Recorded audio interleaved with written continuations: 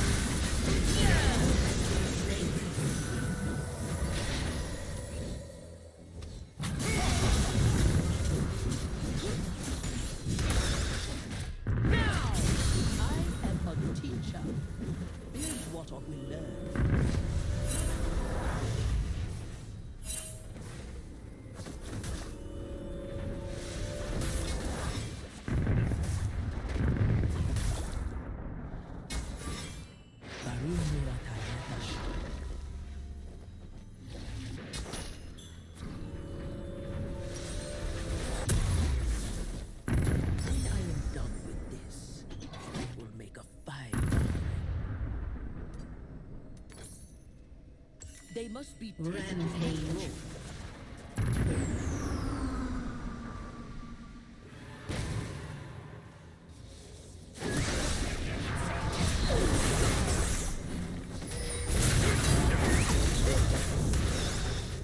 The sea is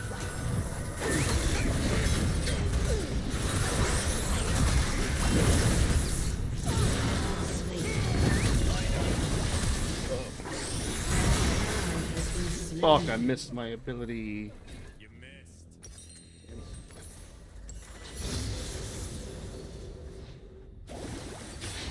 How could I love only one man?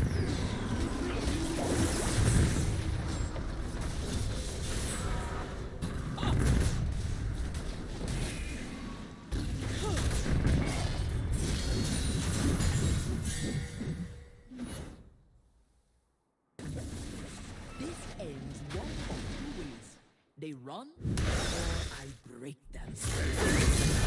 Move!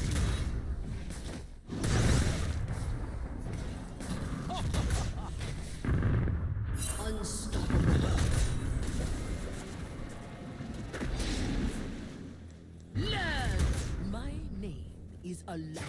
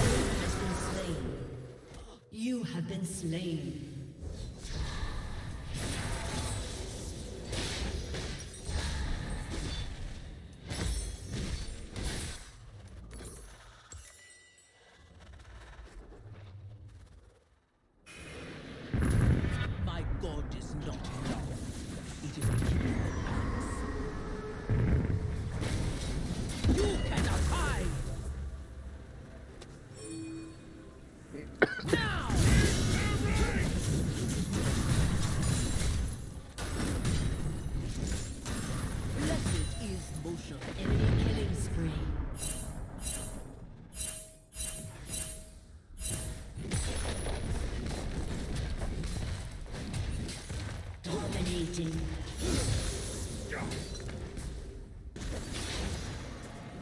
There is joy in food and fighting.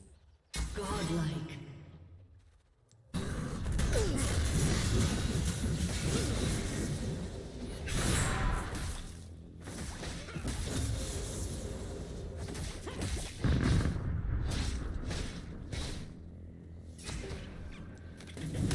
Dogs ask for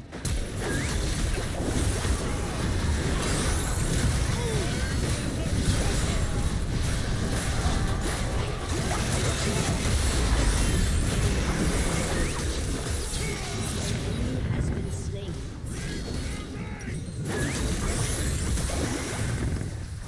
Legendary. Your team has destroyed a turret. An ally has been slain.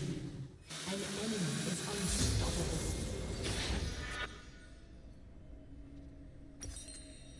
I break hearts. Your turret has been destroyed. What the fuck is Garen die? The fuck? Shut down.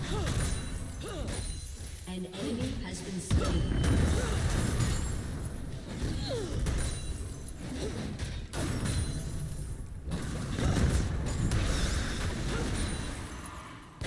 Life is too short for fear. Killing spree. Double kill.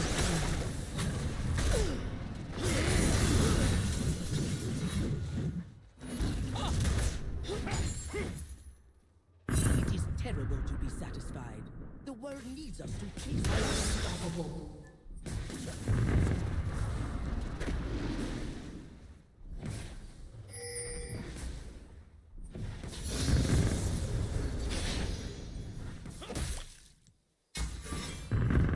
all of us.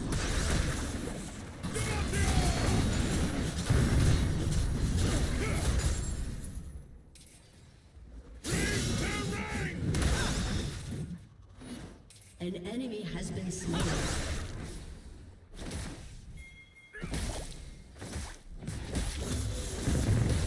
All that lives.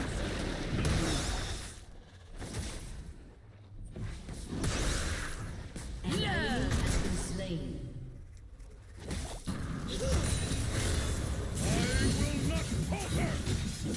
Dominating.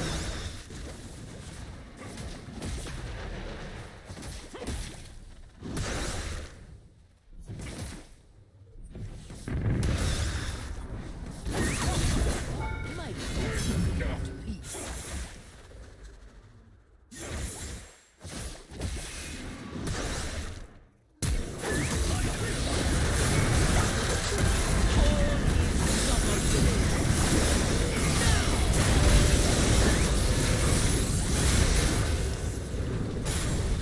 Enemy double kill. An enemy has been slain.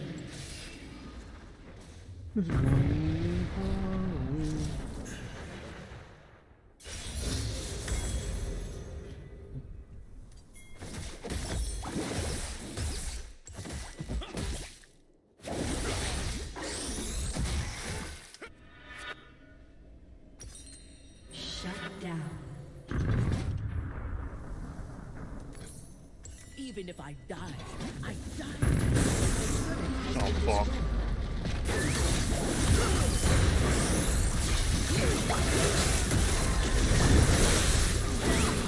Spree.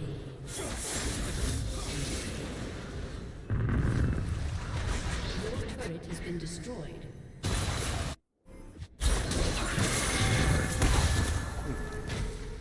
But bot lost long for us, so.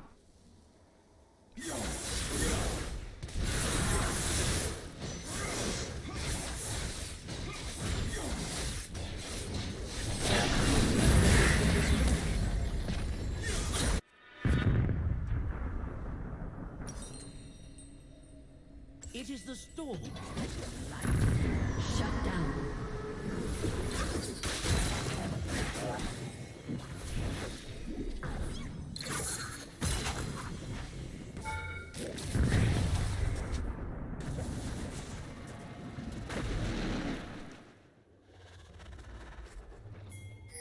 Life is the sweetness of fruit and the joy of battle.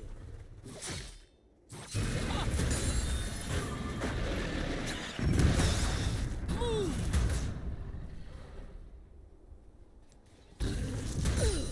An enemy has been slain. Shut down. An enemy has been slain.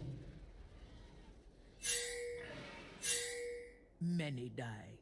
Worthy souls fight.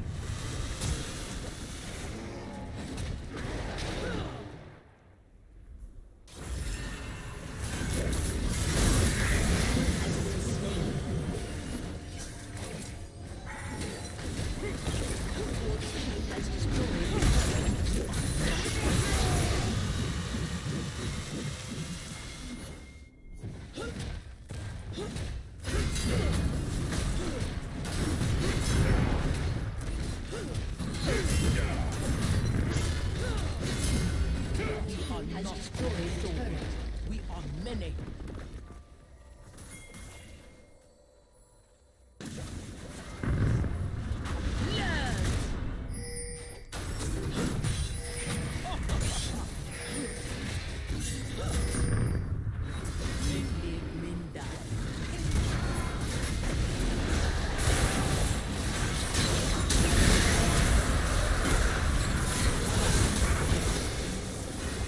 Double kill.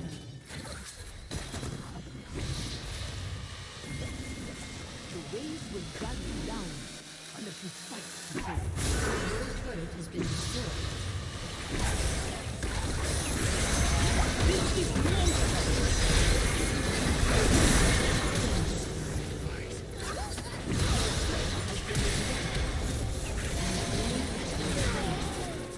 Double kill.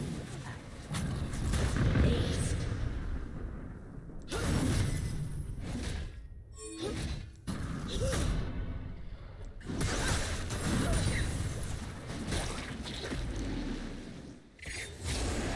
To live is to fight. Now!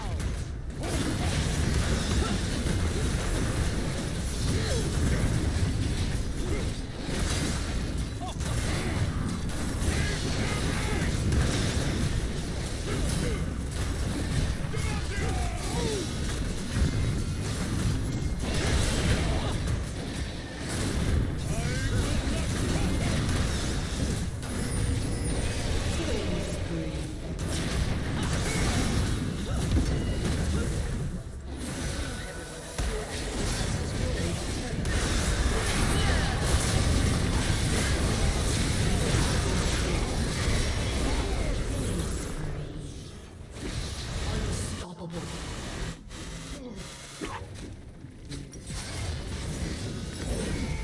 I got thorns.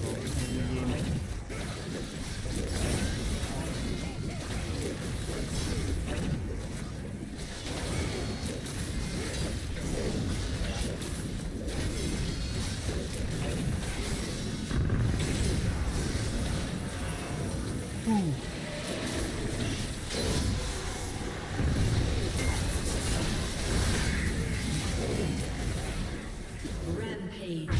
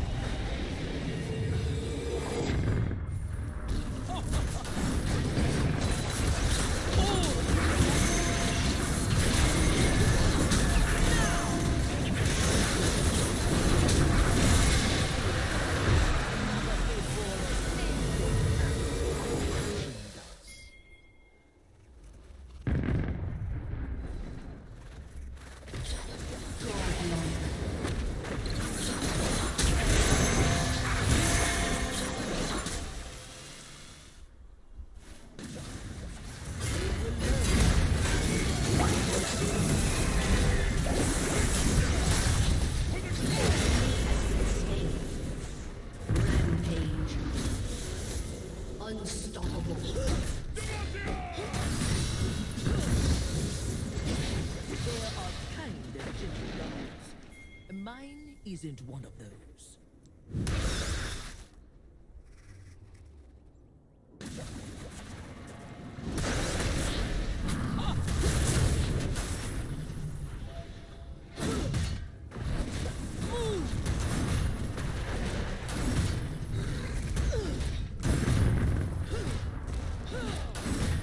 Your team has destroyed an inhibitor. Godlike.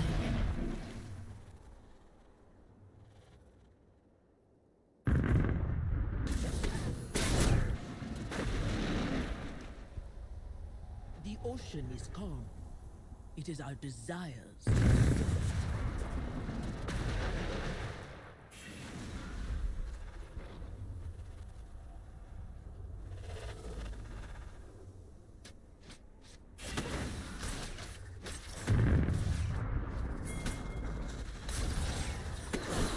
Wisdom is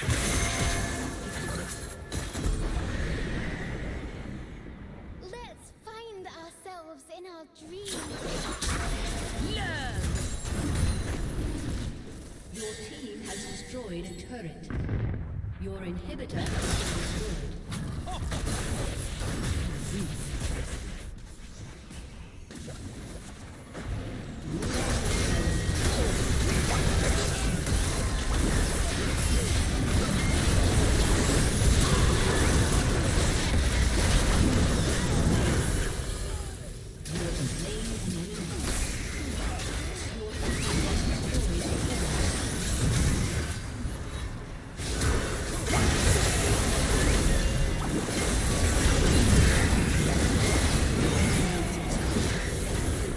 Double kill. Your team has destroyed an inhibitor. See.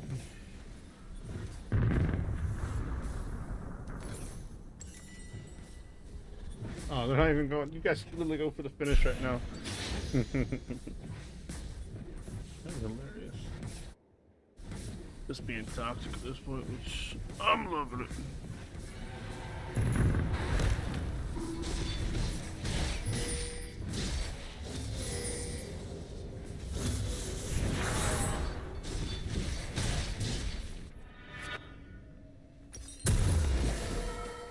Good? Evil? Why should we care for such things?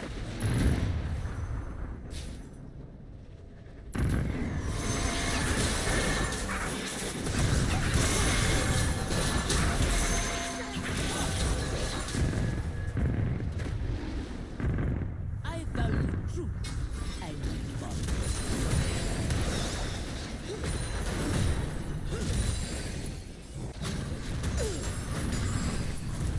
Now!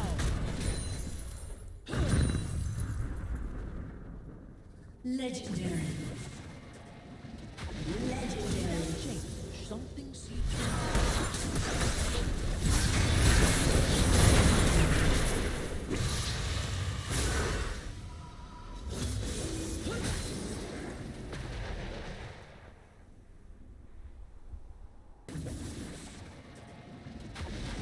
If I hate something, I destroy it. Legendary. If I hate something, I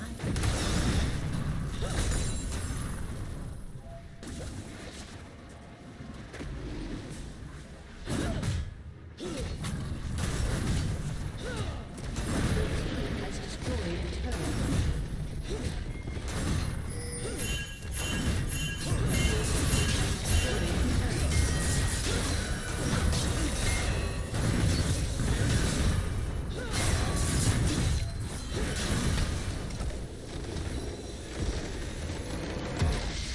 Victory.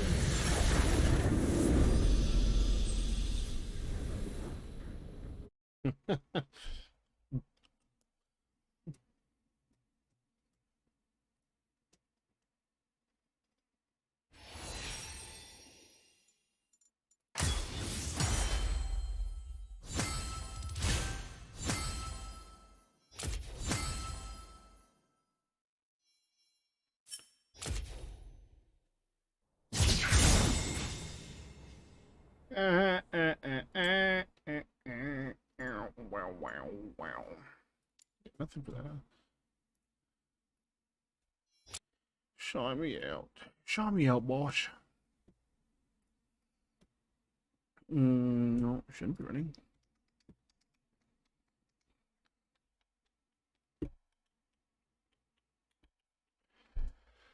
I want to play this game actually. I'm gonna try it out real quick. No, where'd it go? Be right back. I gotta pay. Something like that.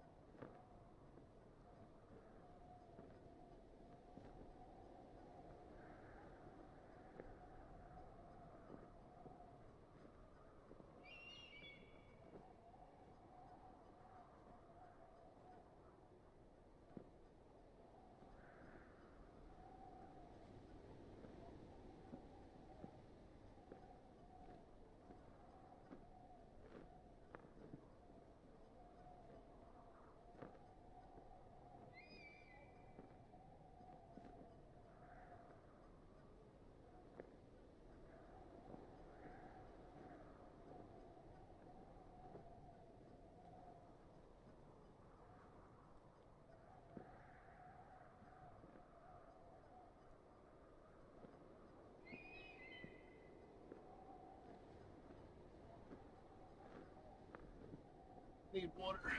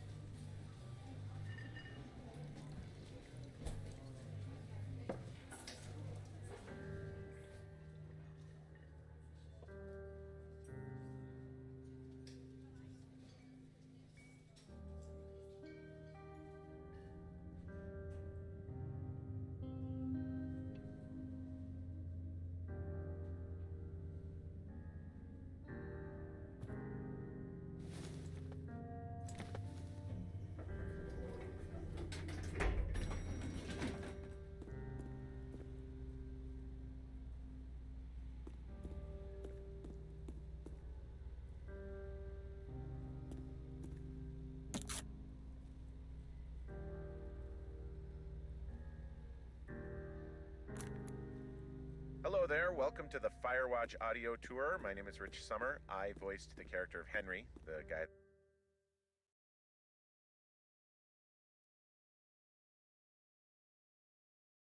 that you're currently controlling with those buttons there.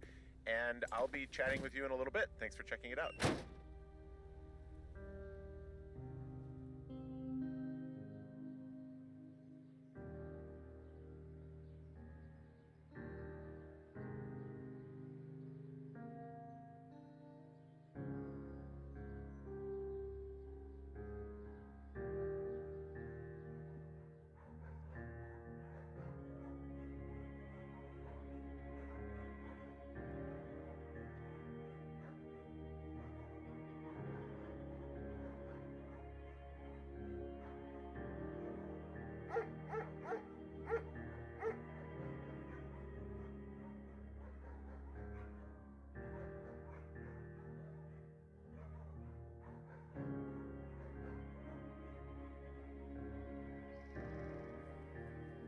Hmm.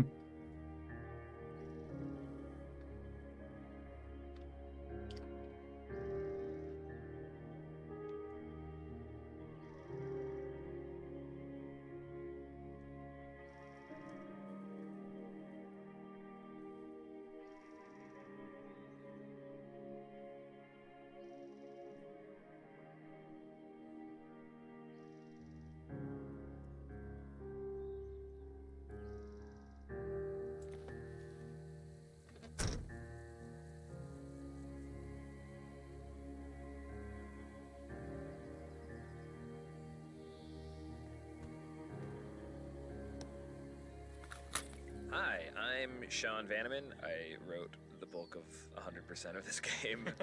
Hey, Hi, I'm Sean Vanneman. I wrote the bulk of 100% of this game.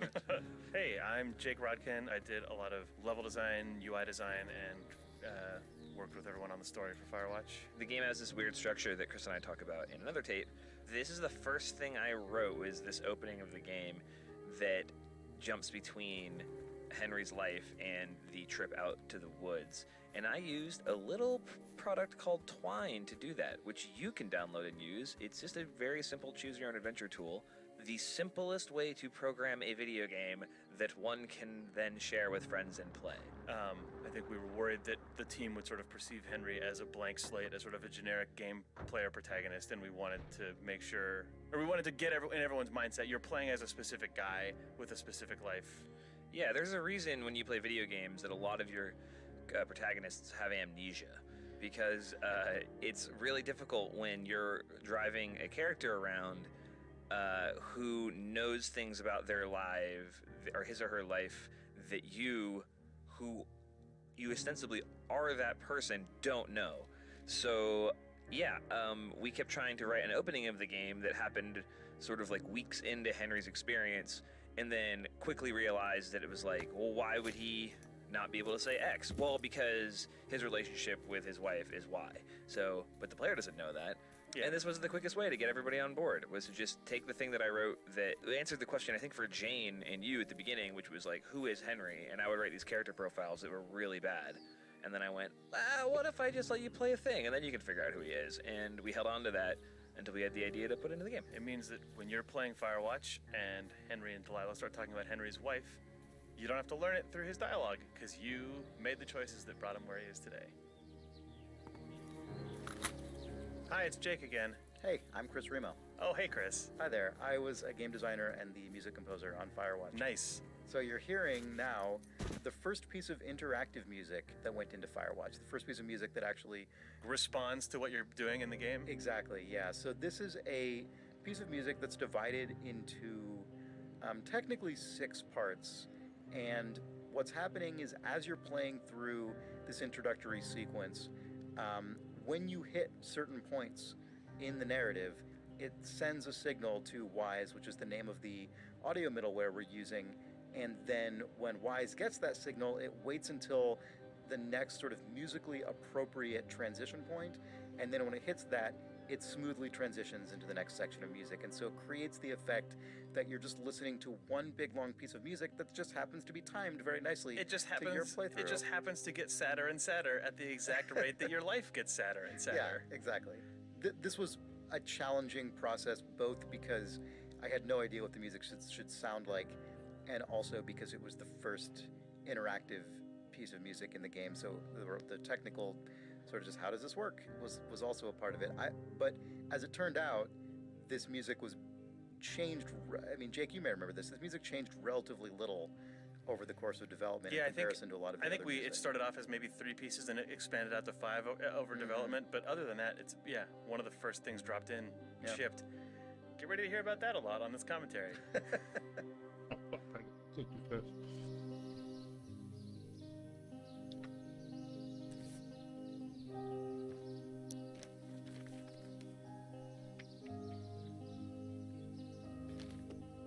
I was trying to read that.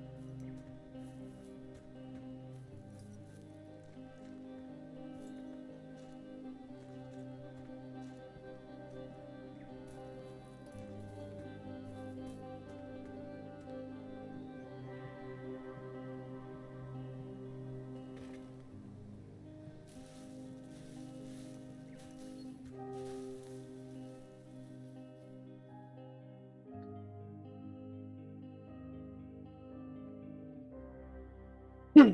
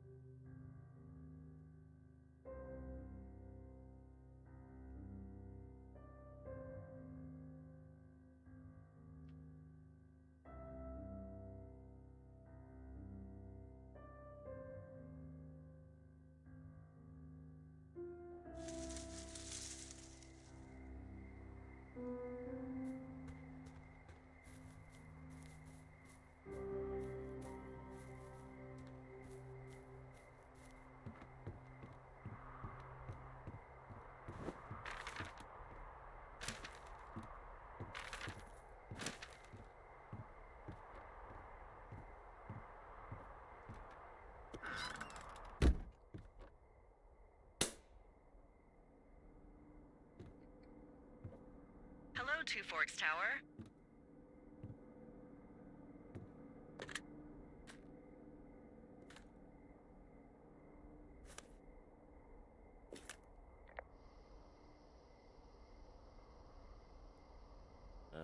Hello? Whoever this is? It's Henry, right? Yeah. I'm Delilah. Yeah, that's what the guy said on the phone. So, what's wrong with you? Excuse me? People take this job to get away from something. So, what's wrong? What's wrong with you? That's a great idea. Go ahead. Look, I just hiked for 2 days, so I don't really follow whatever it is you're doing right now. You take a stab at what's wrong with me. Fine, then can I sleep forever? Sure, buddy. Okay, now go ahead.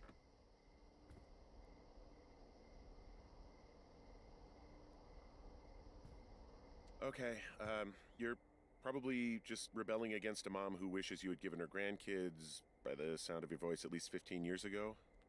You come out here and it really grinds her gears and you love it. Can I sleep now? Well, she also says I fuck immature men, but in my defense, who wouldn't want a 28-year-old with ambition and energy and some fire in his belly in bed? Me, I'm going now. Just a second, now it's my turn. Okay, good night, bye. Let's see. I don't know anything about you. I say you got fired from your job and have finally decided to write your novel. That's the sort of bullshit reason you'll find a man out in the woods. Good night. Welcome to the job. Good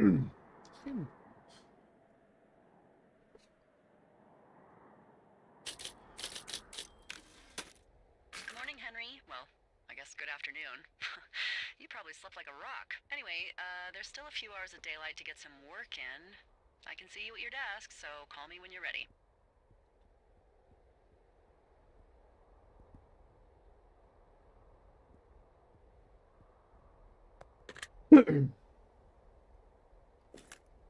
Hey, sorry, guess I slept in.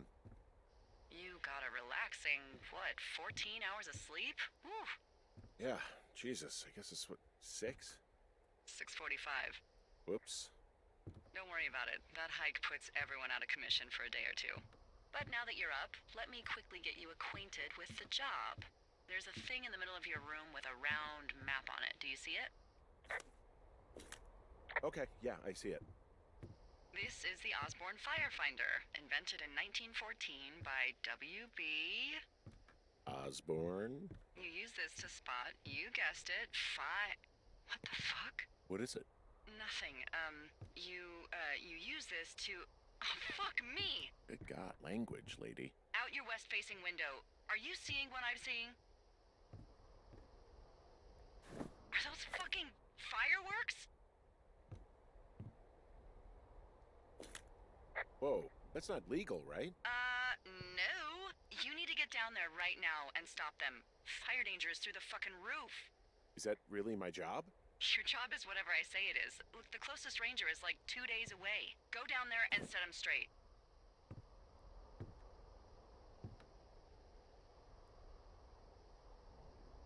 Do you think you can handle that? Like, kick the shit out of him sort of straight? No. Jesus, no. What? I'm not a cop. It's not like I've got a rule book over here. Just make sure they don't do it again. Take their shit. All right, fine. Don't feed anyone a knuckle sandwich. Get going. You'll probably need a rope to get down the shale between you and the lake, if I remember right. There should be one in the supply box on the way. The code is 1234. It's actually that for all of them. Secure. Shut up.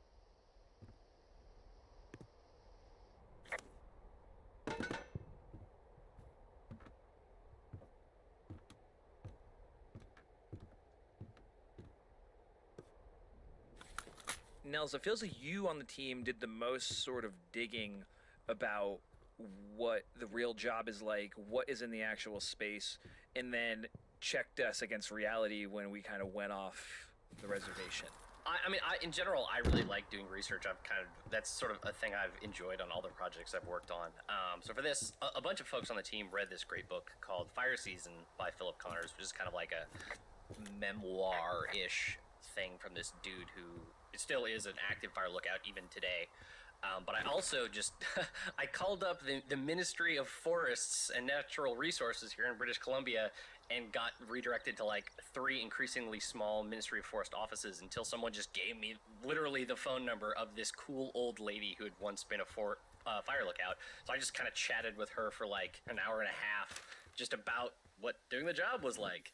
The reason why the game is not a simulation of being a fire lookout is because what everyone talks about is that the number one challenge with the job is that it is incredibly, impossibly boring. Because you can't, like, read a book. You can't, like, be doing other things, right? Like, not really. Yeah. At the end of day 3, where Delilah mentions, it's like, Kenny's like, well, what do I do for the rest of the summer? She's like, you sit in that chair and you look out the window. That is actually what fire lookouts really do. So all the folks I talked to said, like, figuring out ways to combat boredom is the number one thing. The lady I talked to, she said she did a whole lot of needlepoint and cross stitch because you can do that without looking at your hands very much. Obviously, like, lookouts are also responsible for doing, maintenance on their towers. But again, it's like not maintenance because some crazy Yahoo smashed up your tower. It's maintenance like, oh, the paint is kind of flaking off, better paint it. Or these trees have grown too tall, so I need to chop them down. Not, I'm chopping down trees to form a weird log bridge. The main takeaway from whenever we would talk to someone who had done this job is, why would you make a game about that? That is the most boring time of my entire life. So hopefully we showed them how. It feels like people who do this job like fall into 2 camps, right? They're the people who think they can do it and can't hack it and bail after like a month or 2. People like Jack Kerouac who tried to do this and wrote about it in Desolation Angels, and then he went crazy from a lack of cigarettes and then left. Or the people who kind of enjoy the solitude and then figure out ways to deal with it. But we do have like a lot of the window dressing for the stuff people use. Like other folks I talk to, it's like, what do you do? Well, we read a lot of books and we like trade the books between the different lookouts through rangers and stuff like that. So of course Firewatch has a crap ton of weird books in it. Stuff like that. So are there a lot of these out in the woods? Yeah, we got them all over the Shoshone. They saved us a lot of back and forth from the trailhead. Don't take all the good stuff. Yeah, all right.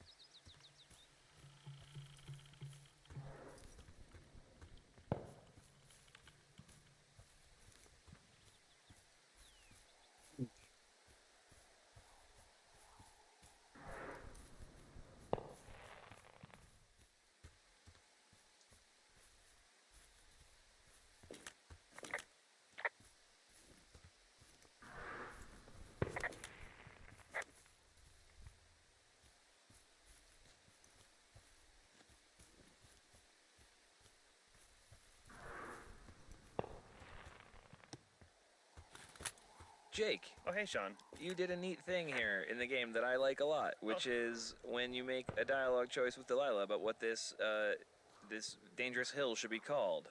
It shows up on your map, and I like that a lot. Yeah, when we were putting the map system together, well, actually, the map weirdly was one of the latest things, one of the final things to come into the game as a fully fleshed out piece. But an upside of that is we built the map using a lot of tools we already had. For instance, the system that checks which things you haven't talked about, which things you haven't found in the game. Use the same variable list as our speech system. So when I was putting this together, I realized, oh, not only can I put a mark down on the map when Henry finds it or talks about it, but I can totally look at the same tools we use for dialogue and figure out what the player said and put it on the map. And the end result felt really natural. I actually wish we'd gone a little deeper on it in the game, but I'm really happy with what's in there right now. Also, please name this shitty boss is going to get me killed, because that's objectively the best name for the hill. Is that your handwriting? Yeah, you gotta cram that in there, but it's still readable.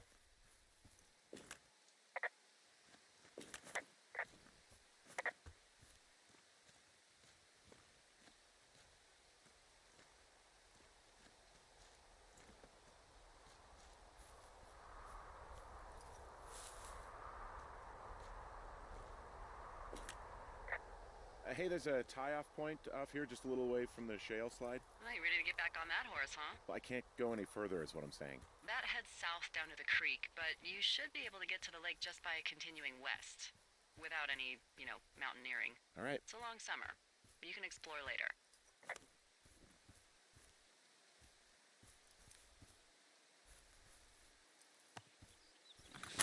Hi, this is Ollie Moss, and I was the art director on Firewatch. I'm Jane. Hi, Jane. Let's talk about this teen let's party talk about zone. Let's talk about the Teen Zone. So the Teen Zone is one of the first areas that we used as a sort of art test to see how we would go about building the rest of the game. We knew from the pretty early on that, on day one, you will start from the tower, and you will have to head down to the lake, and somewhere in between, you will see some teens, and they're partying.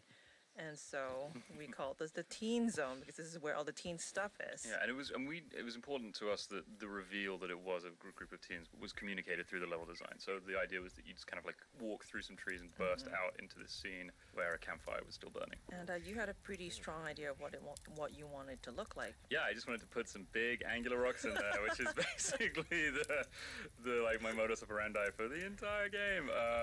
But we wanted to have a big angular sort of rock, which became known as Pride Rock because it looked so much like the rock from The Lion King. We did name that Pride Rock, didn't we? That rock does serve as a very strong landmark pretty early in the game, and it kind of does point the player in the right direction. Exactly. Should we talk a little bit about our process for designing these areas? So in the beginning, when we just have no concept art, we will just mock it out with just literally just gray boxes and a gray terrain.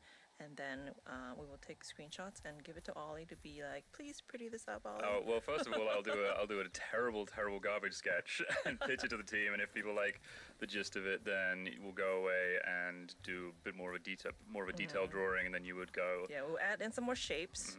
And then we just keep going back and forth with paint overs from Ollie. And then it's just a sort of tennis, really, just back and forth between the two of us until everyone's happy with what we have. Yeah.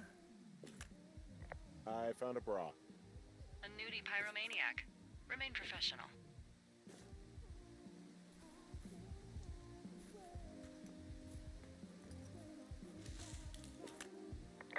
There are panties. There are what? I don't want to say that word again. Why, 'cause you're 12?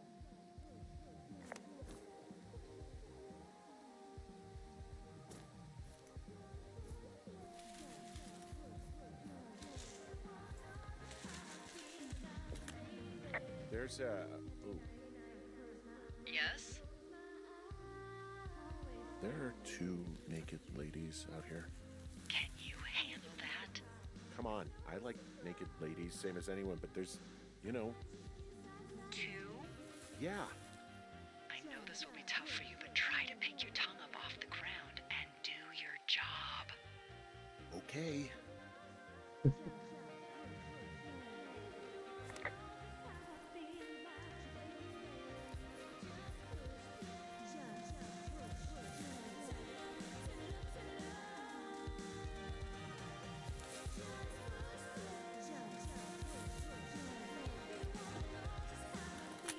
My name is Patrick Ewing. I worked on tools and gameplay programming. The teens, Patrick. Let's open some old wounds here. This is like going back to like an old battleground and being like on these Exactly. hallowed grounds. Yeah, I Bad died on things this hill. happened. I died on this hill. Yeah. Most complex interactions in the game, if not the most, right? Yeah. And it was in the game from the very first vertical slice we did, and then I think we kind of added to it as we played through it and saw like, oh, we should be able to throw the boombox in the lake, obviously, right? Okay, the teens need to react to the boombox being in the lake. Oh, but then they should also react to you putting it down. What you should do if you're making a video game is build relatively ironclad, predictable AI and systems that react to inputs. But instead, we built a series of relatively flimsy state machines that were like, if this, but not when, and also if. Right. And we're able to create this scene as designed. And Patrick was sort of the shepherd of this scene. So whenever anything would break, if you were to throw the boombox and the teens were not to respond, or you leave with the boombox and they would talk about something else, it was Patrick's job to ferret into the state machine and figure out what was going on. Yeah, and I'm happy with how it turned out. There are so many different ways that this scene can play out now, depending on what you choose to do. Do you throw the fireworks at them? Do you talk to them and then start messing up their stuff and throwing it in? And it ends up being pretty like believable. They feel like real characters. It's just such a crazy spaghetti code in the back end that I'm always terrified when I see someone play through it, that there's some interaction that we didn't think about. Right now the player is interacting with the teens in a way that is completely not by the book. And I mean, luckily the we beads haven't... of sweat are building on your brow. Yeah, I think it's just a PTSD response at this point. We would see the bug reports if this was actually still breakable. Yeah.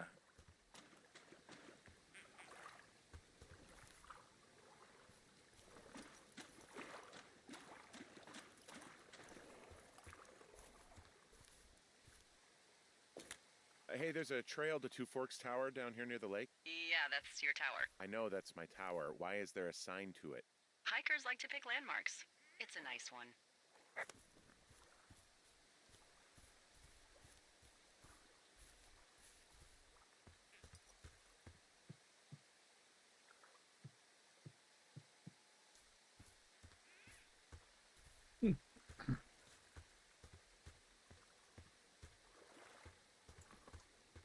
I take it you fell prey to the Forest Service's big recruiting effort when it comes to, how the hell you ended up out here?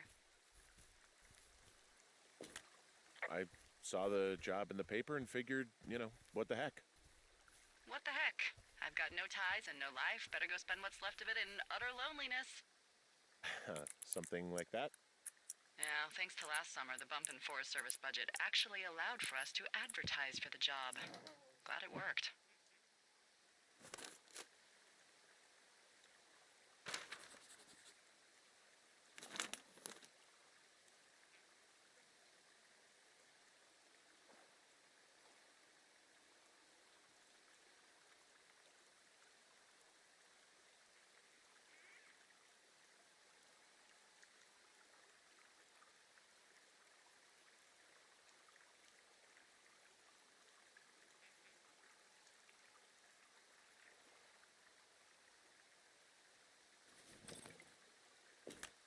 I found a sweatshirt from the University of Eastern Colorado.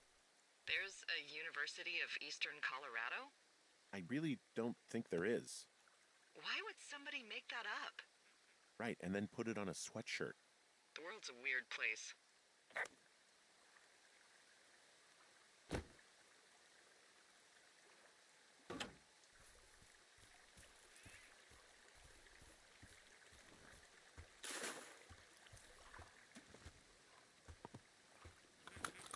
Hello, my name is Erin Yvette, and I'm the voice of Chelsea. Hi, Hi, my name is Nikki Rapp, and I'm the voice of Lily. And we're the drunk teens in the lake. The obnoxious, skinny dipping, drunk, firework blasting teens. This isn't the first time that you've played a Lily, though. It is not. It's actually the third time I've played a Lily.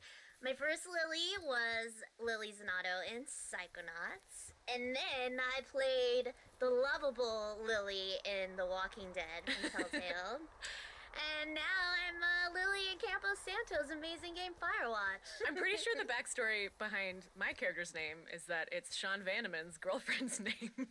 Slightly less backstory for me personally, but she's a cool person in real life, so it's fine.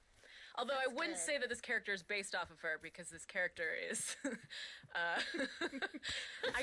guess I always pictured her being changing majors constantly in college because she like can't decide what she wants to do. Like she's gone through like psychology and sociology and like, and just constantly flunking out of everything.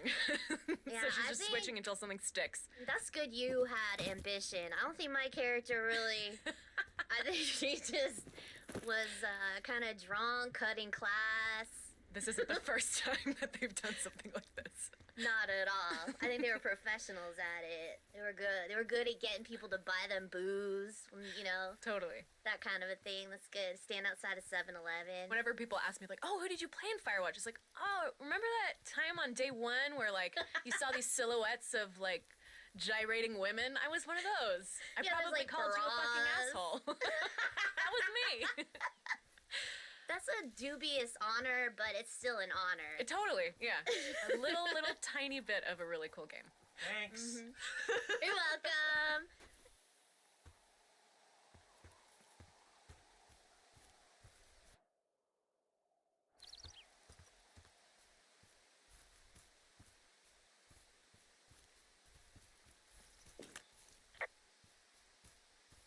Wow, there's a big rock outcropping down here near the lake. It's really something. Yeah, makes for good camping.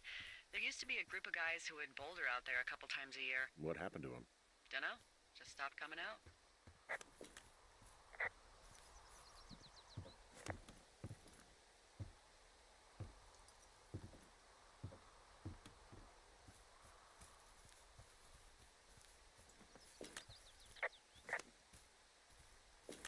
Hey, I'm back near that big rock outcropping, but not sure how to get back. I'd head west, back towards the lake, and then turn north towards the canyon.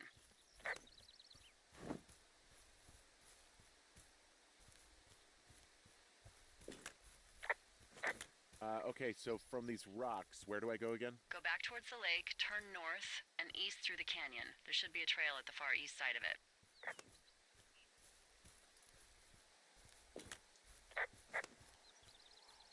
Well, the way I was going the first time was actually the right way.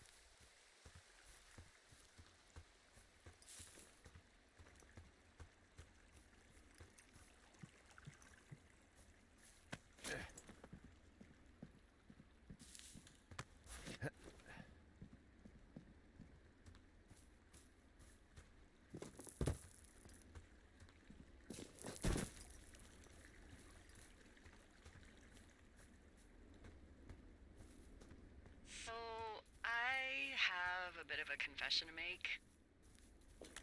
What is it? Look, I was drunk last night when I welcomed you to the job.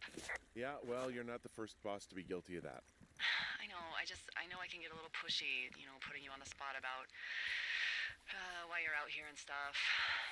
And you thought it was a good idea to get into your love life, I guess you'd call it? Yeah. Hi, everyone. This is Ben Burbank. I'm a programmer at Campo Santo, predominantly doing graphics work and performance stuff. And I'm here with Jane. Hi, I'm back. And we're going to talk a little bit about, in general, how the world sort of streams in. This is a big open world game. There are, like, what, tens of thousands of trees somewhere in there? Yeah, and we have how many chunks of the world that we stream in and out? There are 100 plus. Yeah, I think over 120. One of the big challenges with that was we have to remove parts of it when you're not looking at it, because video game consoles and computers don't like to draw things that aren't seen. Especially not a lot of trees. Yeah, it's a lot of work for that little graphics card to do to try and draw all those that big forest. So the canyon's one of the spots where we have like obvious occlusion where you can't see most of the world. So we unload like the tower hub. The tower that you see in the canyon is fake. It's a small fake version. Yeah. Which is a common trick. Yeah, so it's like a very low cost version of what it would actually be there. One of the biggest challenges for Jane and people building the levels was figuring out line of sight. So how far can you see? Like if you have a point where you can see entirely across the map, we had to be very careful about what is actually loaded and what's actually drawing. Yeah, so even though the canyon is pretty much a straight corridor, we had to put in some kinks in there. So, you know, like right sort of in the middle, there's a little area where you have to go around a rock. This is so that we could make sure you won't be looking at the lake when we basically delete it out of the world. Yeah. The game also, you know, it's sort of non-linear. Like there's a linear story going on, but there's the ability for the player to just go backwards. So we also had to keep in mind like reverse line of sight and things like that, which is a little different than a traditional action game or something. Yeah, it's kind of like a little puzzle game almost to figure out when we stream in and out things. So hopefully you don't notice any of it, because if you do, that's actually us not doing a great job. You probably will notice it though sometimes. I'm sorry about that. Hello? This cave is gated off. It's to stop spelunkers from dying without getting the keys from the Forest Service office first. Makes sense. Although Debbie says she lost them like 3 years ago, so maybe its mysteries are locked away for good. That's too bad. I used to go caving in Colorado a lot with someone. Would be really nice to pick that back up. It looks like the path leads through the cave.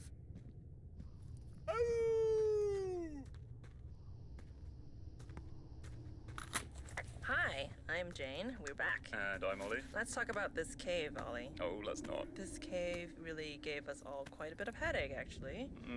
I was actually kind of having a mini panic attack, because one of the hardest things to light in games actually is any area that's sort of half indoor and half outdoor, and this cave is a pain in the butt to light. It is. Well, having we thought you'd be an old pro at this, having worked on a game called The Cave. But yeah, it caused a lot of problems in terms of the logic gating of the environment switches.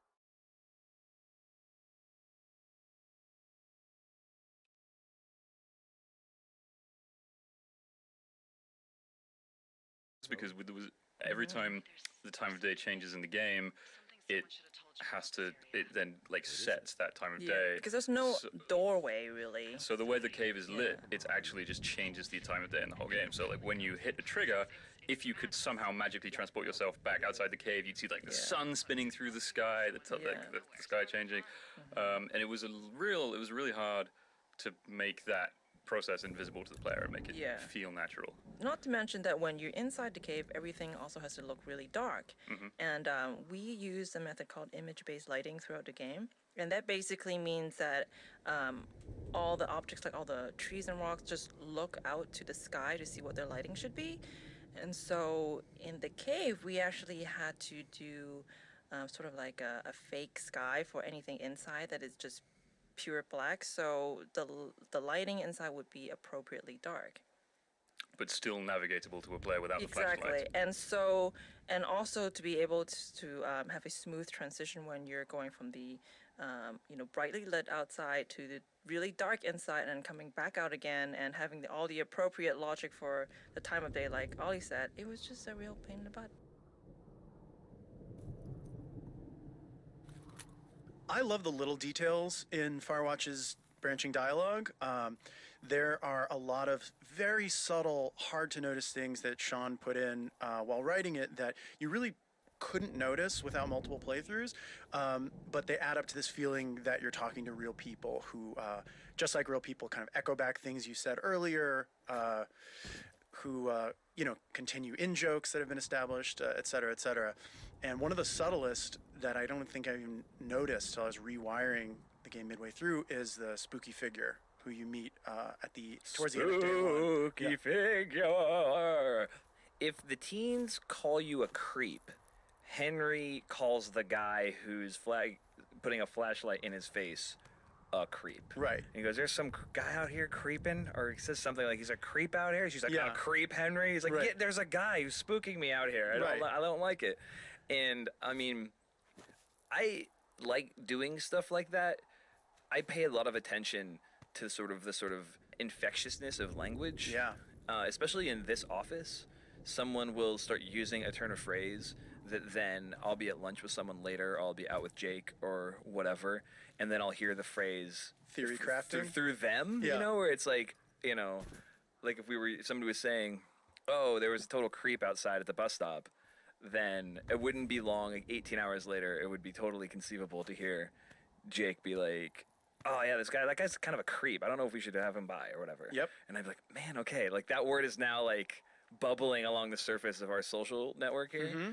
And I like, people are like that. People are weird, sort of like passive, like non-participatory sponges sometimes. Yeah. And I just like putting that stuff in the writing. And you can do that in games in a way that you can't do that in other media. If you do that in like a book or something, it's so double underlined that it feels like you're making a big point as an author. But in a game, because it's player driven and it's passive, it just feels causal and the way the world works. Well, that trail isn't closed anymore. Oh, really? Yeah, I took care of the blocked path. It was backbreaking, but, anything for the service. Well, thank you. Anytime.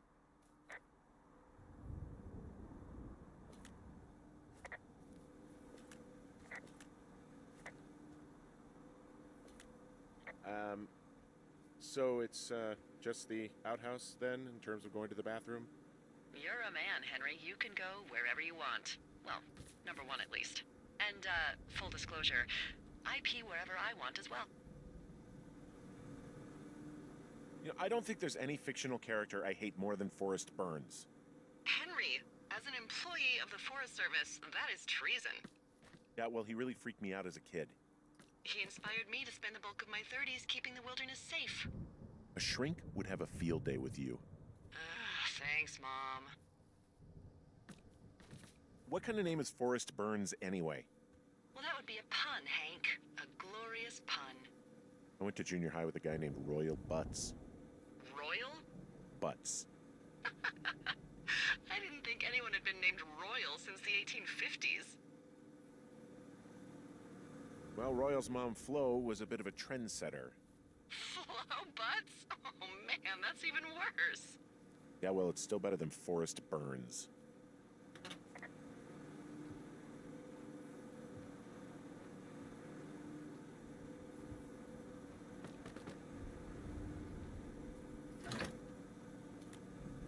So this generator is all the power I've got out here. Yep, it doesn't go through much gas, and, well, you don't have much in the way of electronics, so... What about my hairdryer? Oh, I'm sorry. You might just have to make peace with frizzy locks. I could never. The outhouse is gross today, and it will be gross forever. Well, all the bacteria die during the winter, so anything you smell and don't like in there is your own brand, just so you know. Ugh. Well, then I'm a disgusting animal.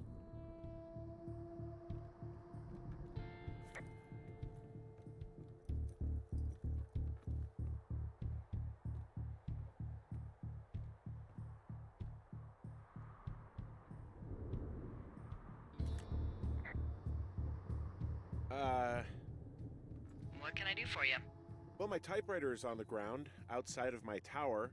You right? Yeah, look, the wind? No. How the hell did... You should get inside. Fuck me. Someone broke in. They what? They wrecked the place. Threw my typewriter out the window. Motherfucker. Holy Holy shit. I'll let the Forest Service know what happened.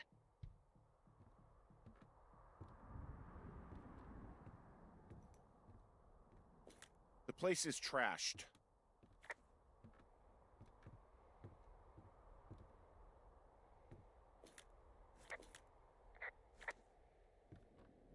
Okay, I put in a call. Well, what can they do about it? Will they catch whoever did it? This is the Forest Service, Henry. They're not exactly Hawaii Five-0. Do you have any idea who would have done this? I did probably piss off the girls at the lake. Ugh, fuck them. Well, I'll have the Rangers keep an eye out for a couple of young women and question any they find. I can't believe someone would do this. I worry about bears and fires, and that's about it. And now I've got to worry about some, violent campers? Okay. In the morning, I'm gonna call my friend Patty, who works the desk down in Cody. They keep a list of everyone who's officially been in and out of the trailhead since, I don't know, forever, and see if we can get a list of names. We won't get much, but at least if anything else happens, we can refer to it and see if anything comes up. Thanks. I need you to feel safe out here. Just point me to the Forest Service weapons cache and I'll feel safer than the Pope in his little car. Yeah, someone made the choice years ago that leaving people with infinite amounts of alone time and a gun was kind of a bad idea. Grenades? I'll see what I can do.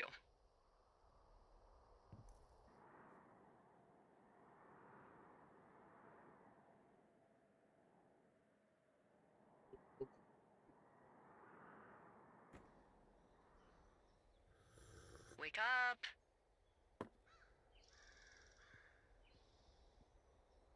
Hey, wake up! I'm awake. What's your problem? Our problem. Sorry, our problem. That storm knocked out the phone line I used to talk to the service, which means we're cut off. I tried radioing out, and that's not working either. I don't really know why that would be the case. There's no backup? The backup is the 2-day hike out of here. So that's a no? It's easier for me to send all the lookouts out to check the status of the wire in their areas. Yours is a good hike away. If you find any portion of it down, I can try to get a hold of a ranger and he'll bring someone in to fix it. Okay, I can do that. Where is it? Remember that cave you hiked through yesterday? Yeah, of course. So you're gonna want to go back there, go through it, and keep going straight to the north when you come out. Will do. Thanks, Hank. It's Henry. What, you don't like Hank? Yeah, I don't like Hank. But thanks rhymes with Hank. No, it doesn't. Okay, all right.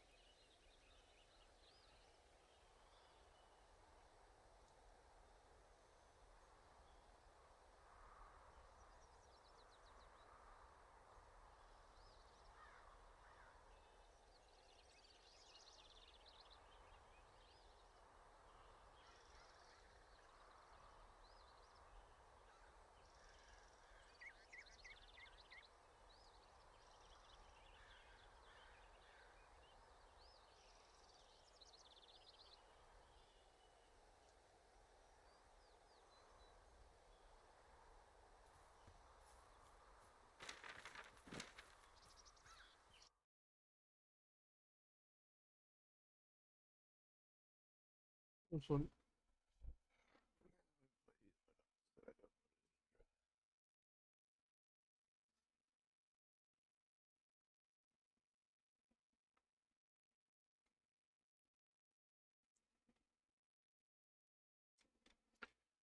Huh.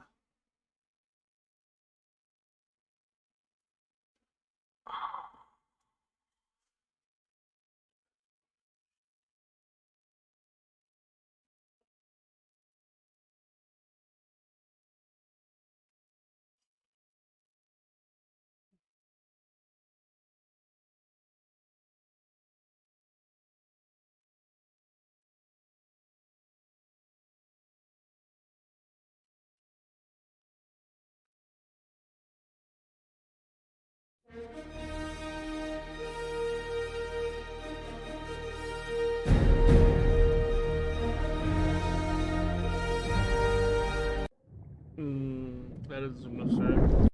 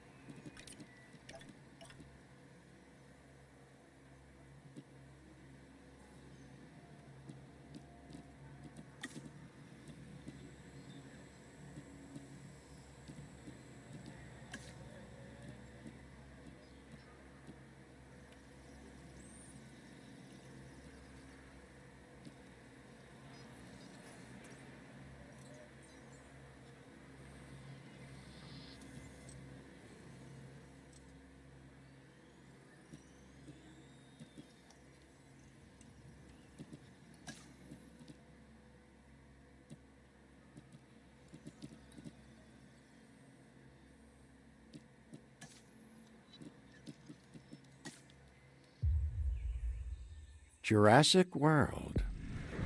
This is where our story begins. Scientific breakthrough without any consideration of the consequences. So nature did what it does and unleashed chaos. This time we were deeper into the illusion of control, and the chaos brought something much worse. And for a moment, we remembered how precious life is. But time has a funny way of softening our memory of what it's like to lose control. And ambition. Ambition is a persistent thing. For the dinosaurs left behind, time was becoming immaterial. From miracles of science to assets destined for exploitation. Perhaps it's time we reflect on the true nature of nature. An endless cycle with one goal: survival. And this means that dinosaurs and humanity will have to find a way to work out their differences.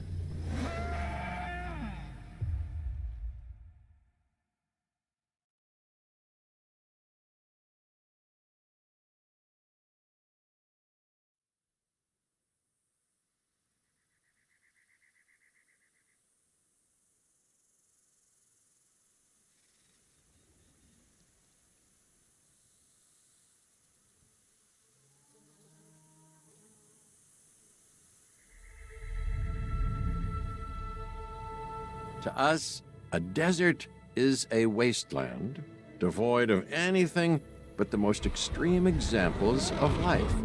But creatures once thrived in these lands hundreds of millions of years ago. Given the geological history that we're dealing with, dinosaurs walking among the tumbleweeds isn't that much of a stretch. The current situation, where dinosaurs are running wild, is untenable to those in charge, well, those that think they're in charge. So we're left with a problem or an opportunity. This is where you come in.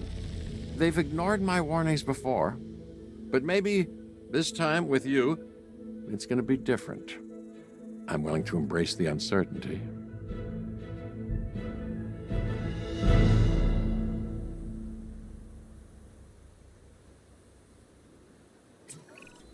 Okay, I guess an introduction is in order. I'm Cabot Finch, Assistant Director of the U.S. Department of Fish and Wildlife. I know it sounds important, because it is, but let's not get bogged down in labels and titles and organizational flowcharts. I'll make this easy. You work for me. See, nothing to it. You'll be working with the experts. This is Claire Deering and Owen Grady. And yes, we have first-hand experience with the dinosaurs. I'm the former operations manager at Jurassic World. Owen and I actually helped build the park. And unfortunately, we were there to witness its destruction. And this is Owen. He works with velociraptors. You could call me a dinosaur wrangler, though officially I'm an animal behaviorist. I was just building a level of trust with them when this happens. Okay. So we'll need to get a few things in place ASAP. Start with a response facility, equipped with both a Ranger Team 4x4 and a capture team helicopter.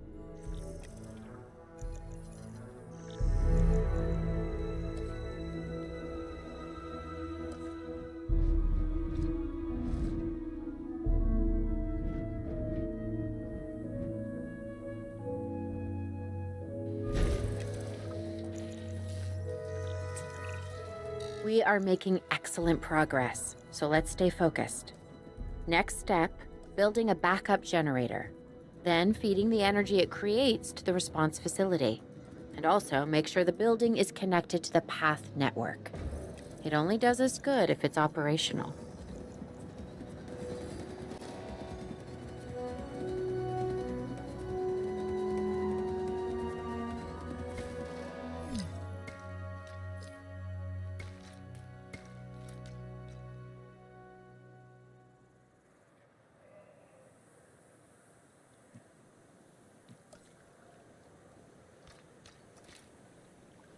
Let's see.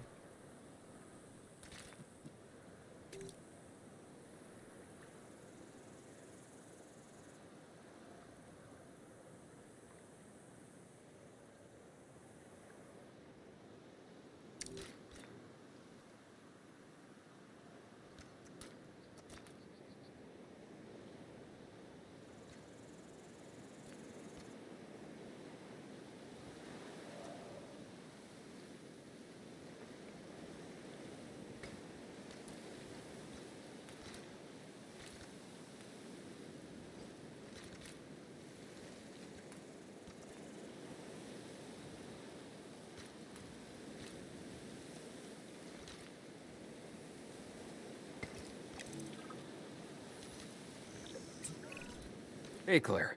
We may have trouble tracking this dinosaur from the ground, and even more trouble if we're lucky enough to find it. Then, the sensible thing is to take a capture team helicopter. You can trank it from the air. See? I like the way I think.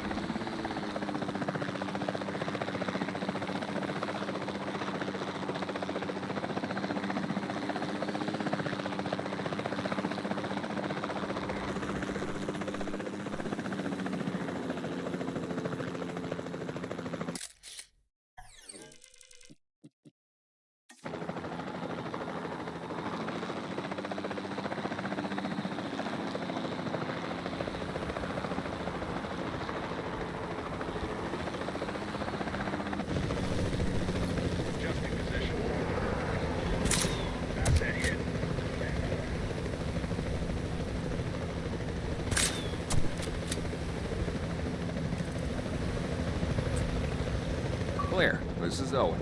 I copy you. We have it. Capture successful. I knew you'd do it. Never had a doubt. Really? Well, maybe one or two. Well, it's better than usual. I'll take it. Now, where do we take this dinosaur? We have the enclosure. We just need you to deliver. Hey, don't I always? Wait, you don't have to answer that.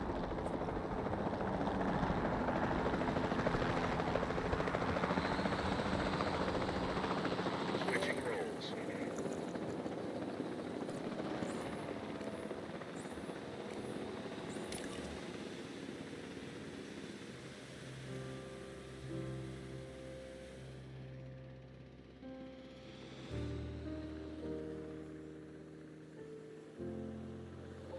Acknowledging asset collection request.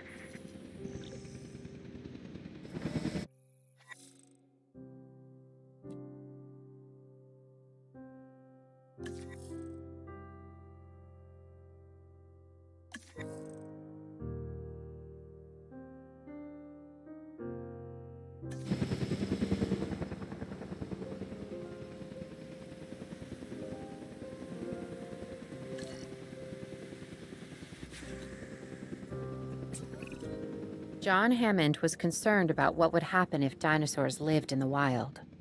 It adds a whole new level of challenge, and perhaps opportunity.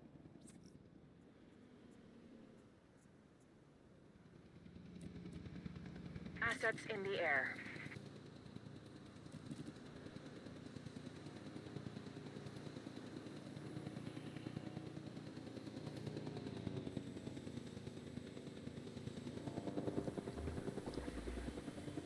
Asset has been delivered. Whew, I instantly recognize this dinosaur. Kinda hard to forget once you've been trapped in a room with one. We couldn't save that baryonyx, but we can certainly help this one.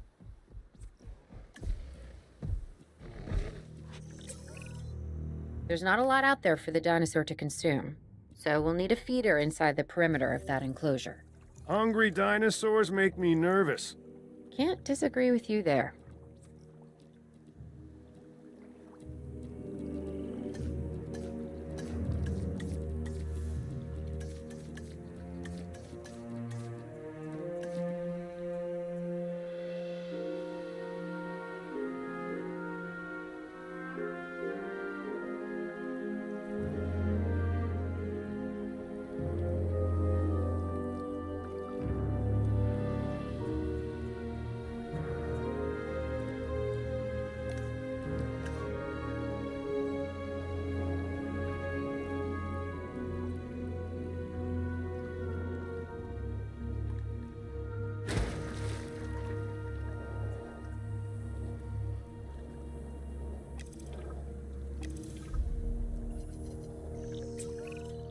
Good to go on this end.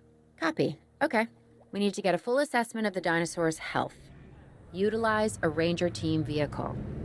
Owen will help you get a status of the animal's overall welfare. Then we can plan our next move. We really need that? A plan? I mean, I've always been more of a just make it up as I go kind of guy. Tell you what, if this doesn't work, we'll try your way. That sort of sounds like a plan.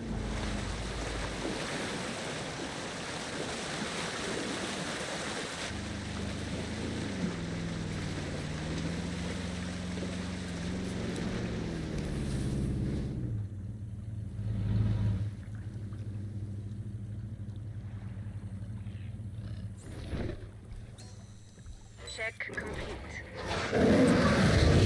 While we can't replicate what we had on the islands, we still have to do what we can to get the dinosaurs more comfortable with their current surroundings here in Arizona. Sunscreen and drinks by the pool? How's that sound? Are you seriously asking?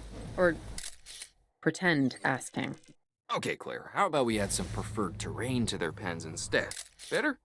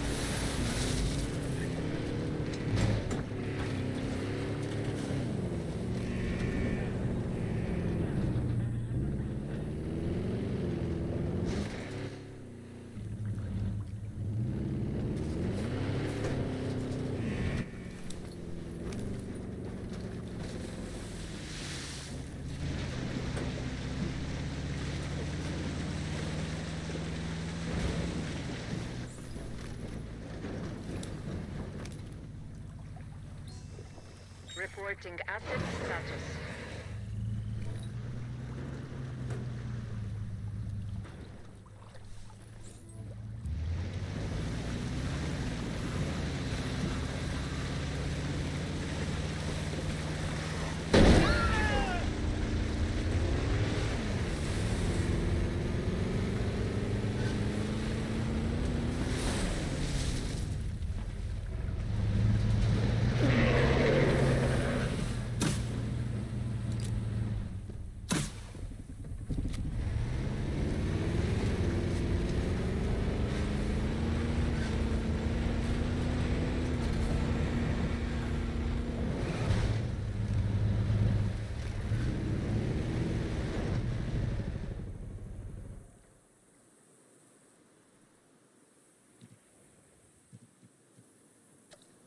And once a rock.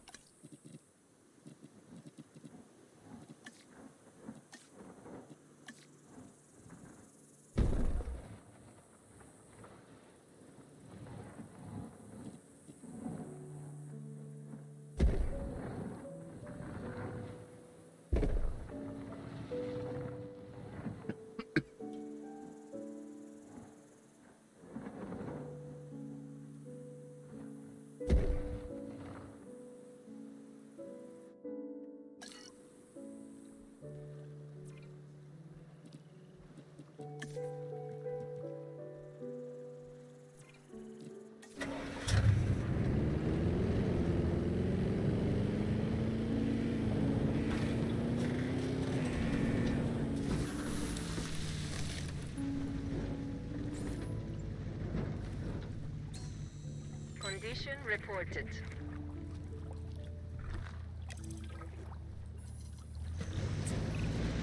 We've got to monitor these dinosaurs more closely.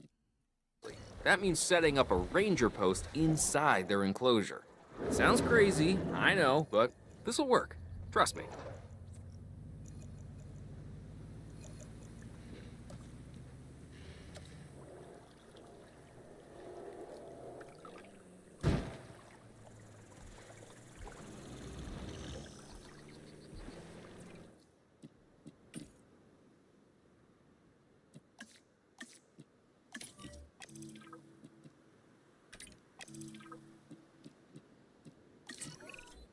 I'm getting reports of dinosaurs running freely around the facility, Claire.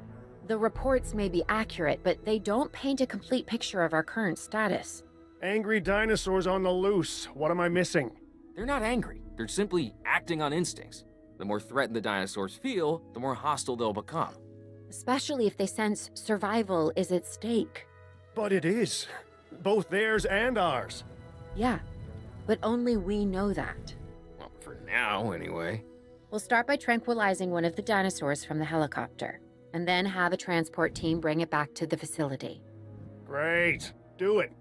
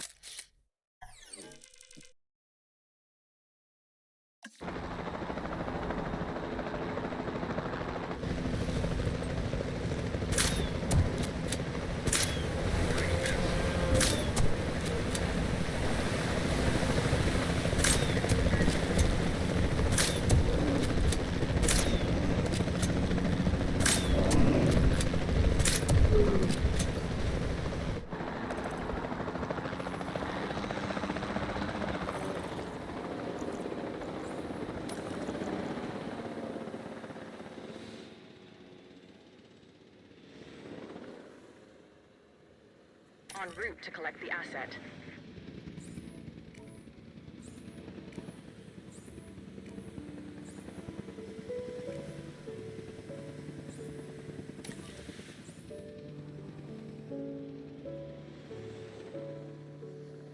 Collecting asset.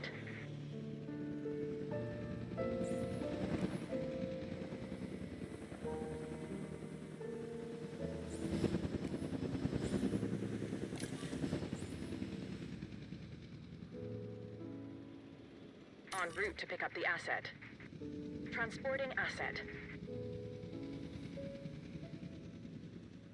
Shit. Like a new enclosure.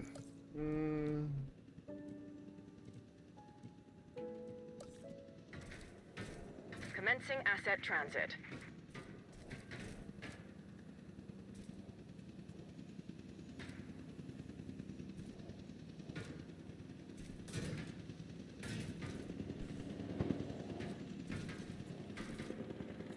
Transportation underway.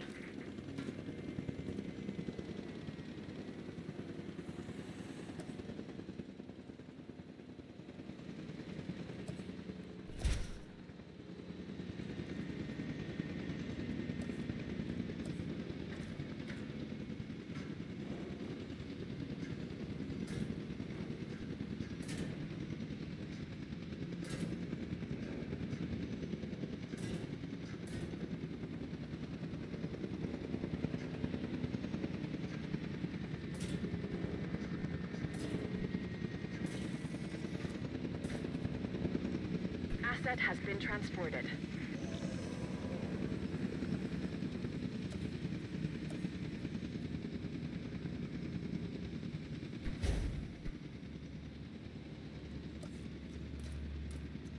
Transportation complete.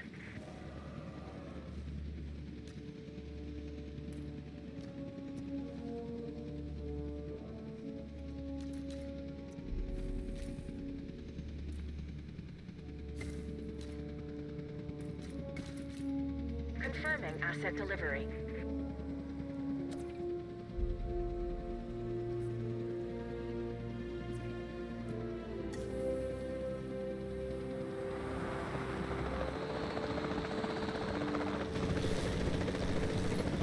Changing orientation. Good shot.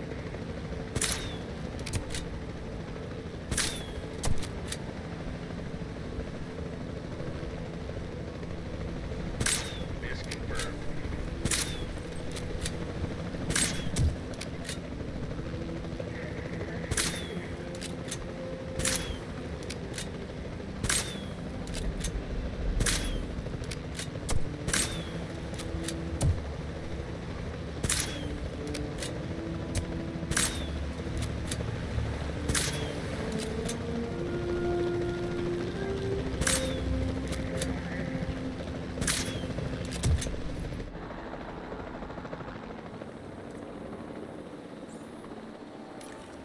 Heading to pick up the asset. Asset requiring collection. Asset collection request received.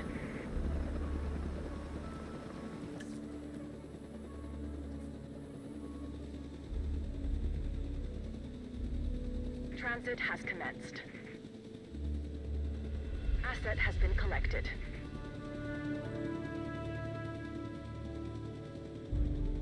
Asset delivery confirmed.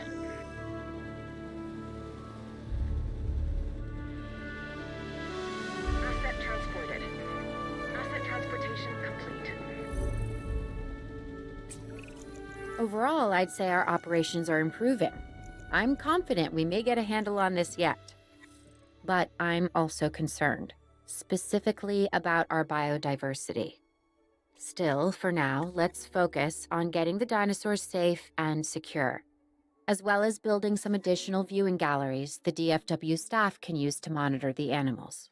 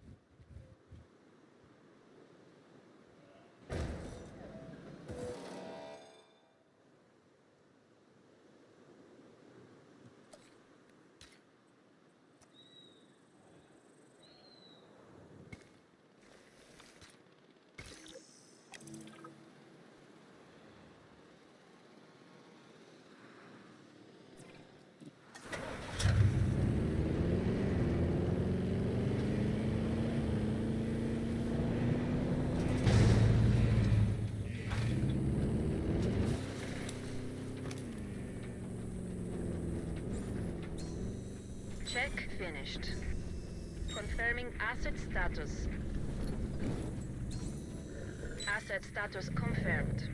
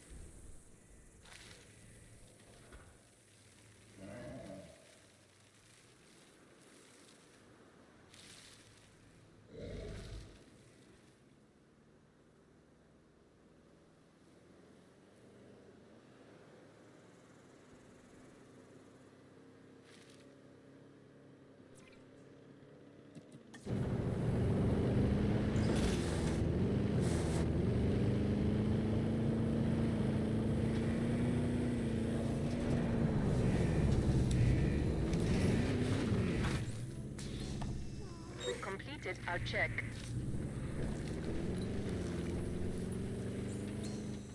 Status update, check.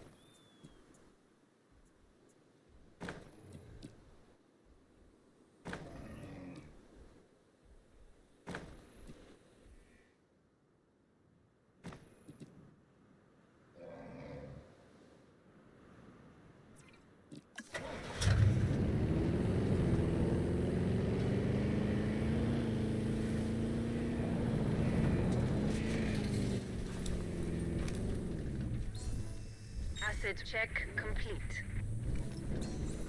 Asset has...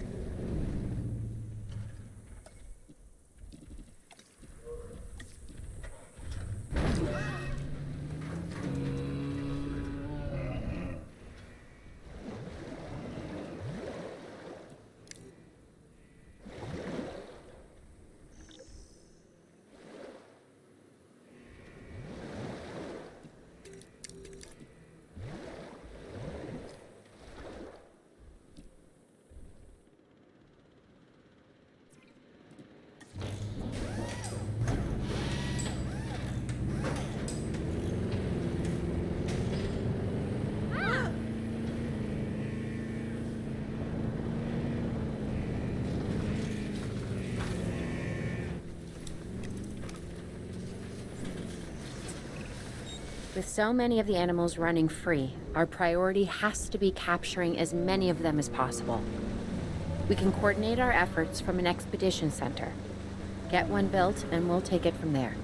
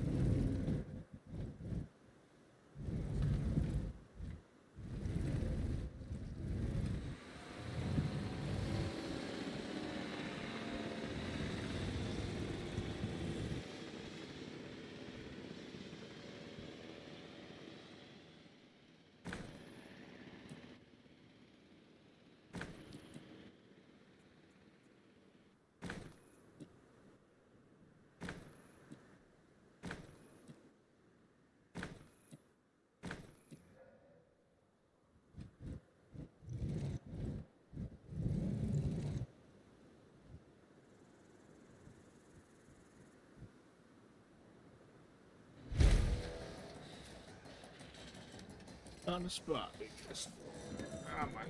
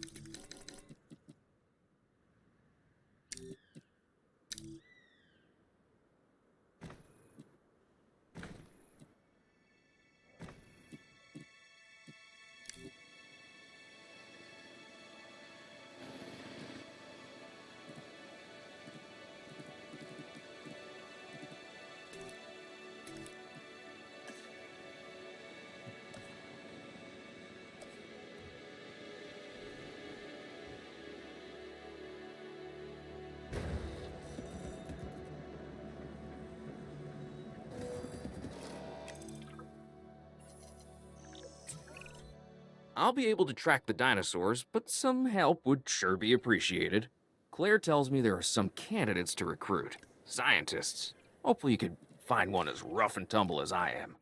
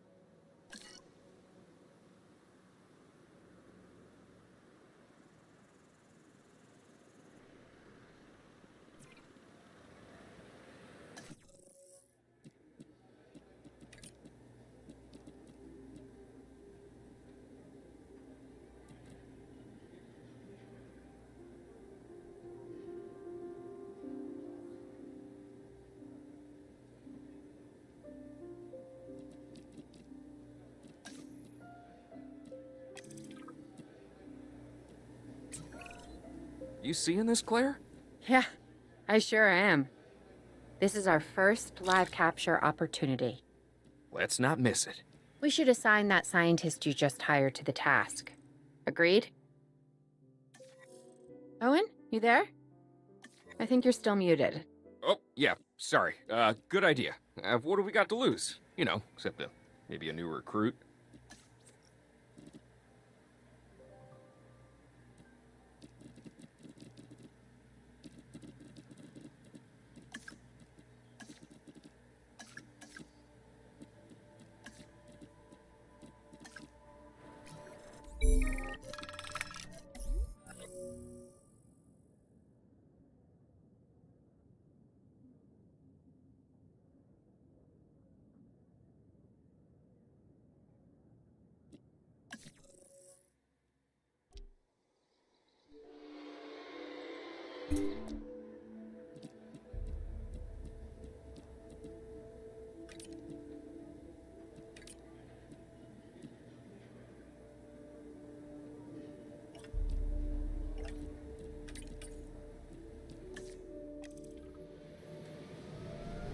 Before the remote capture teams return, we should have enclosures ready for the dinosaurs.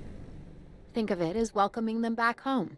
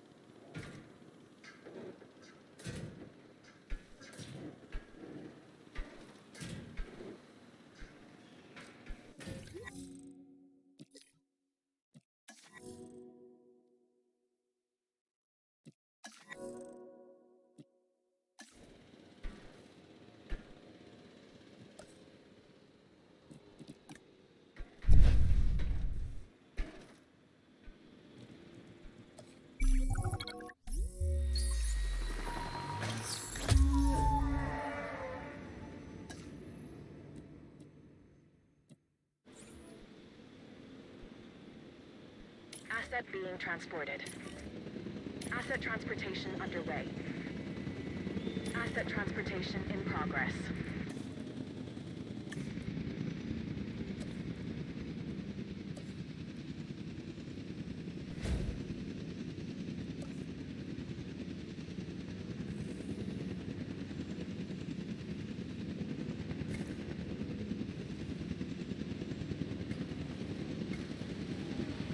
Delivery has been completed.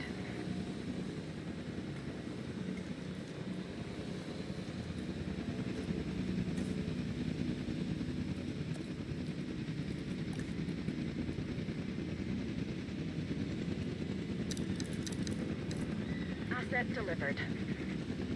Delivery complete.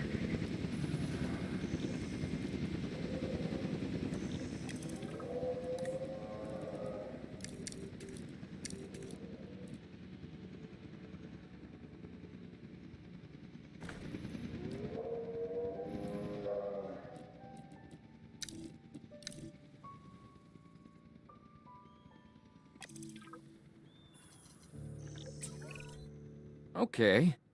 Who's watching who? I'm not following you, Owen. Well, it's just like the dinosaurs are always watching us, so shouldn't we be watching them? Yes, we should. Once we have the dinosaurs comfortably settled into their enclosures, we'll need viewing galleries. That's what I'm saying. Only, you said it.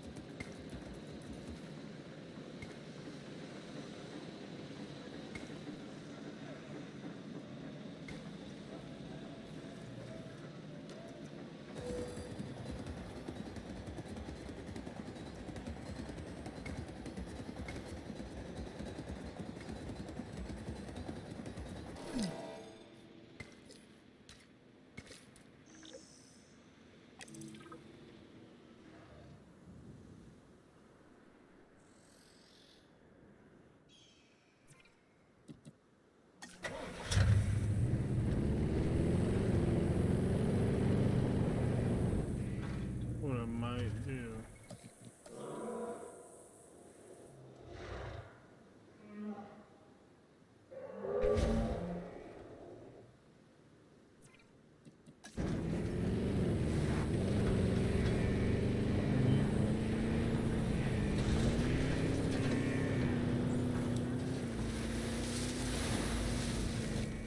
Acid check complete. Confirming acid status.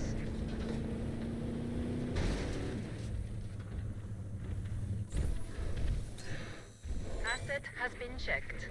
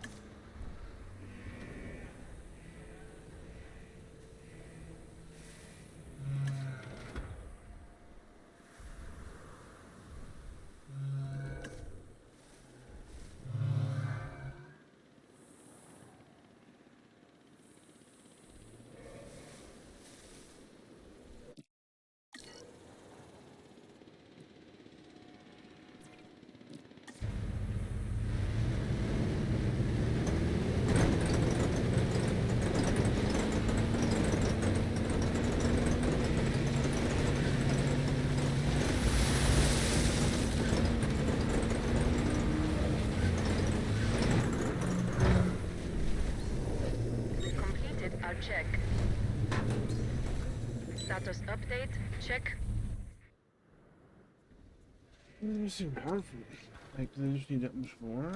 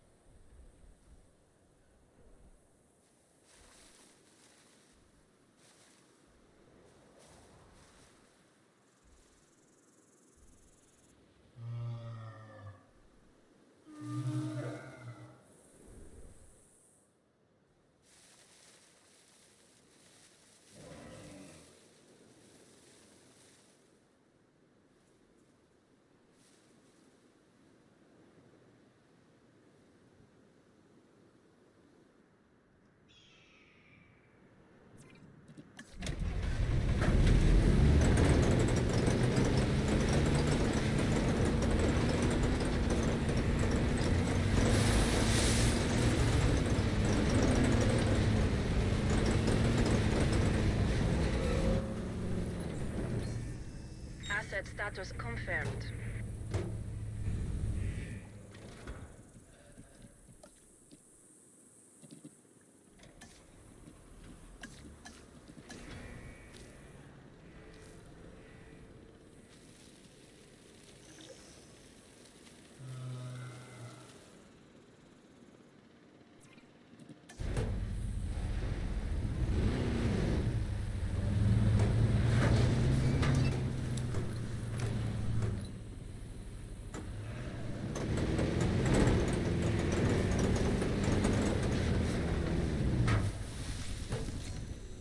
Check complete.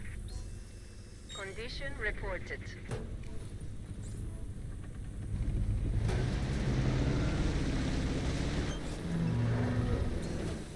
Check finished.